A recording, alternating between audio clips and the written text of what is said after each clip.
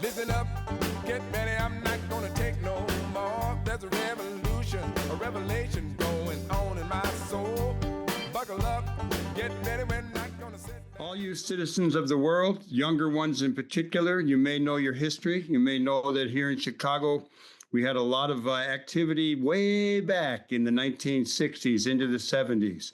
There were groups like Rising Up Angry, the Black Panther Party, the Young Lords. There was a newspaper called The Seed. There were people going off to farm the land, places like the Karma Farm in Wisconsin. And one of those people who was involved in all of that, and we've known each other since then, is the one and only Ron Schulz, now living up in the Northwest. Good day to you, Ron. Hey, thank you, Michael. Yeah, it's true. We go way back, although we were kind of like on the edge of each other's memory at the time, probably. Well, you were very much in my memory anyway. Well, you're in my memory a lot now, too. You've cranked out a number of books. These are novels. You did a book called Chicago Rage. You did a book called Home at the Edge. You did a book called Party at the End of the Rainbow. And you have a new book out, or at least coming out in the next few days, called Teenage Runaway. Give us a little bit of a history of your writing and end up with a little synopsis of Teenage Runaway. Excellent. Yes. Well, what I'm doing now, it started out, I got one book out, and then my publisher accepted more and more. And so what we're doing is a series, Memoirs of a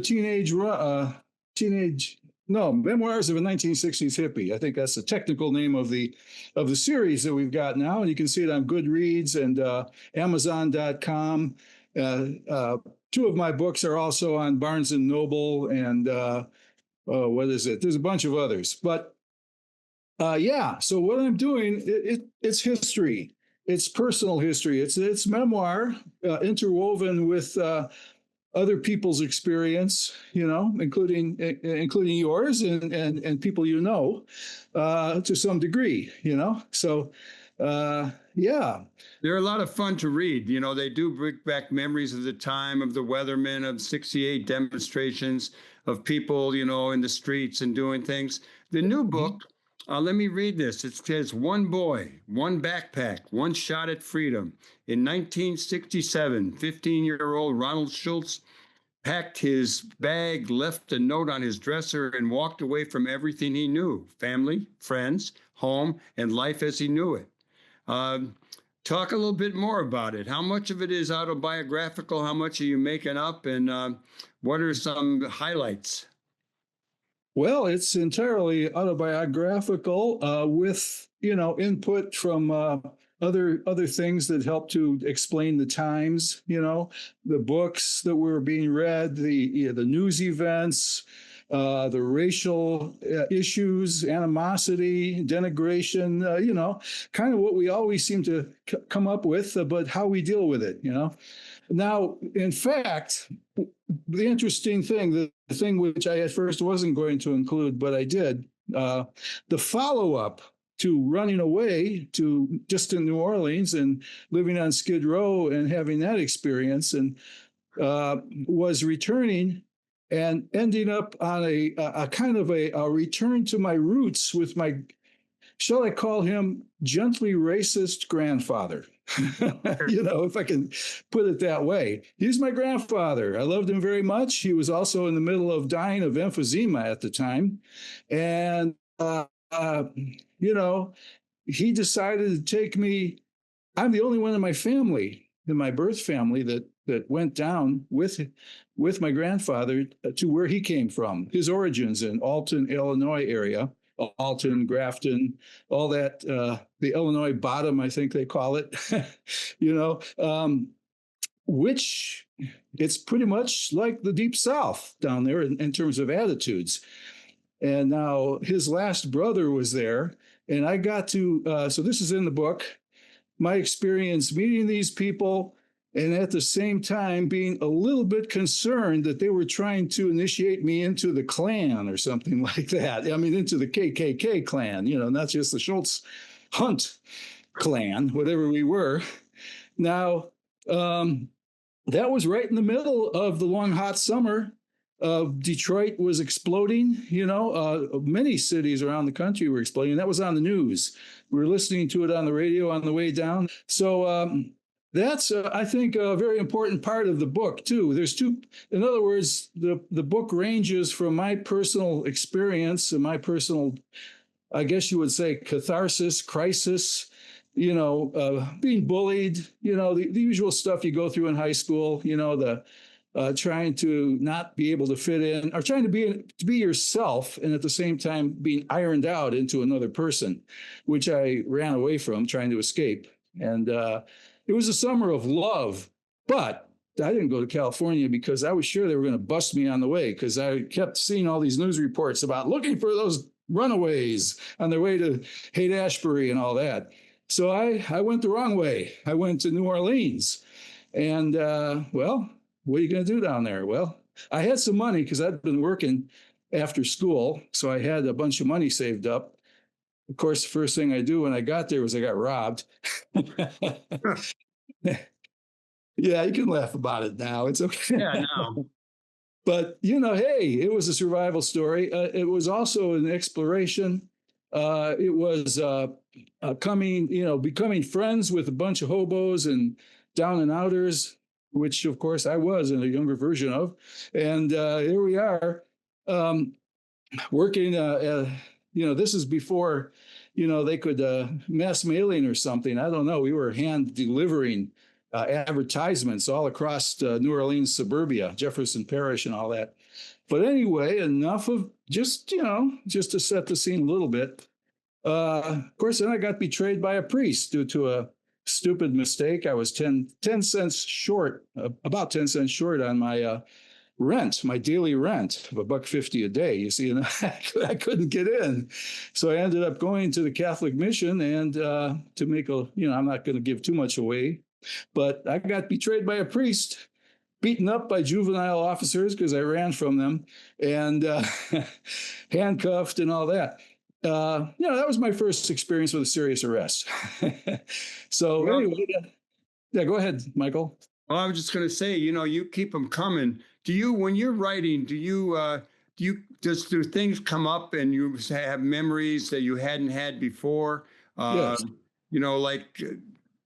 Maybe talk about how have you done your writing? You get up in the morning and write. I know you're working now on promotion of the books, and not you told me you haven't been able to write as much, but you clearly have been writing in a regular way. Mm-hmm. And as someone who has also cranked out a few mostly photo books, but also has a book about the Heartland Cafe in the works, which I'm very, very anxious to read, by the way. Well, everyone is. We just got to get it finished. We do have a first draft for the potential agent, but take your time, though. I've learned that. Take your time.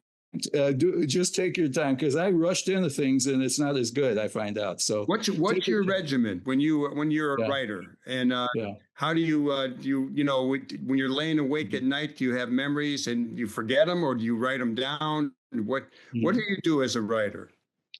Okay, well, I try to write ideas down, and I've done that long before I started writing, actually, because this had been in the back of my mind, really, to be honest with you, from the very beginning. Way back there when I was with the White Panthers, I was thinking, I don't know that it'll be a book about me, but I gotta, there's got to be a history.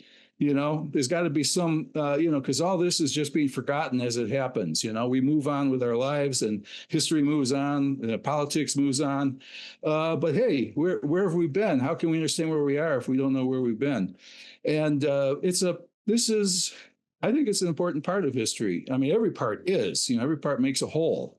And okay, how do I do it? Yeah, I take down notes.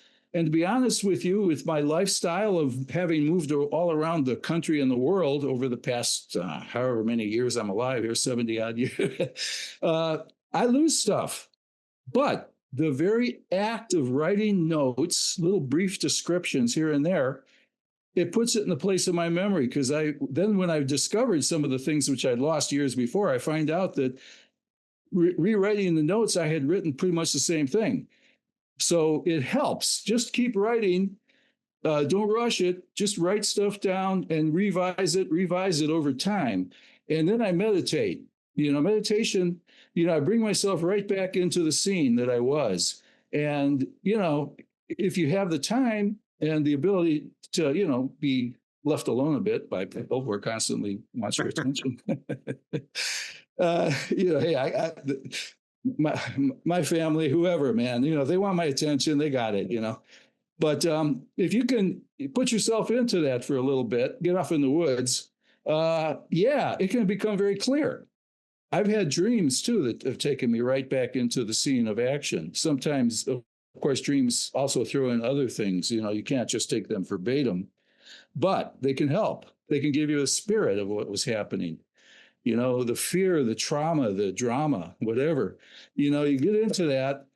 And now, you don't just write it once.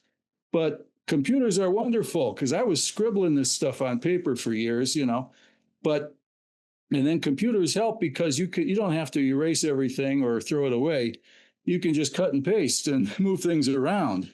Well, I like that. I had an English teacher who told me early on that you have to rewrite too. He says you think the words are golden the first time they come off out of you, but you really have to rewrite. Okay, let's sum this up. You've got a number of books out. I've read 3 of them: Chicago Rage, Home at the Edge, Party at the End of the Rainbow. And as soon as it comes out, I'm going to get Teenage Runaway and read that. Tell us the publisher, how they get it, and go ahead. Okay. Yeah, of course. And I have to put a word in for Tumbleweed Books, which is my publisher, and I'm really happy about them. They're up in Canada. They're doing a marvelous job. I swear to God, I couldn't, these covers come from Tumbleweed Publishing, come from, people love the covers. And you do tell a book by the cover. I mean, it's too bad. They say you don't, but or you shouldn't. And it's true. I mean, you can't really judge a book by the cover. But if you don't have a good cover, nobody's going to pick it up. Nobody's going to read it. Ron Schulz, it's really great talking to you. Tell us how people can get a hold of you if they want to reach out to you personally. Okay, well, I'm on Goodreads. I'm on Amazon. Ronald Schulz. Just Ronald Schulz. There's no T in my name. I'm the original Silesian German descendant. But okay, you can find me on Goodreads by the title of my book. Now, unfortunately, every title has, there's other people with the same title or even the same name. You know how many Ronald Schulzes there are out there? I never knew until I did this. And people are finding me all over the world. But Ronald Schulz, Chicago Rage, probably the easiest. There's, as far as I know, no other copy called Chicago Rage. So if you can just look that one up and then just look author, click on the author, click on my name, and you'll find my books. That's on Amazon. Barnes & Noble has a couple of my books. I don't know why they only take 2, but, we'll figure it out. You'll get it. And this one that's coming out now has already got, a certain amount of push behind it. Just being out there on NetGalley really helped it a lot. And I recommend that to people if you can. Get your pre-published on NetGalley and people can give it a read and a review. Okay, Ron, I want to thank you for coming on. We're running out of time here. Sure. I'm looking forward to getting the book, and we'll see you on your next book, if not before.